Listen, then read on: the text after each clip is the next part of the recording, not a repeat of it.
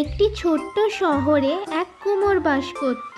তার বাড়ি এবং মাটির পাত্র পাহারা দেওয়ার জন্য একটি কুকুর ছিল এবং তার সমস্ত বোঝা বহন করার জন্য একটি গাধা ছিল। যখনই কুমোর বাড়ি ফিরতেন তার কুকুরটি ঘেউ ঘেউ করে তাকে স্বাগত জানাতো।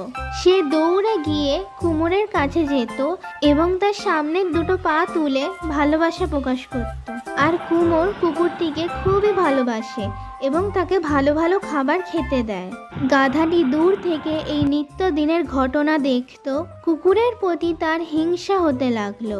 সে ঈর্ষার সাথে ভাবলো, কুকুরের যেন কি সহজ জীবন, সে শুধুমাত্র ঘুরে বেড়ায়, সে অচেনা লোক দেখলে ঘেউ ঘেউ করে, শুধুমাত্র এইসব কাজ করে। তারপরও দেখো তাকে আদর স্নেহ দিয়ে দেখাশোনা করা হচ্ছে, কিন্তু আমায় দেখো, আমি সব ভার বহন করি, তবুও আমি কি পাই?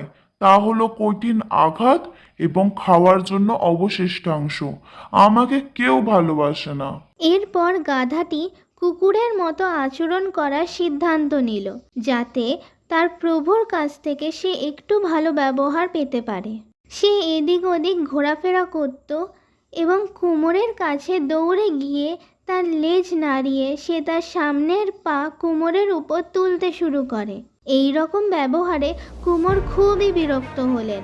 সে একটি লম্বা লাঠি নিয়ে গাধাটিকে প্রচণ্ড জোরে আঘাত করলো।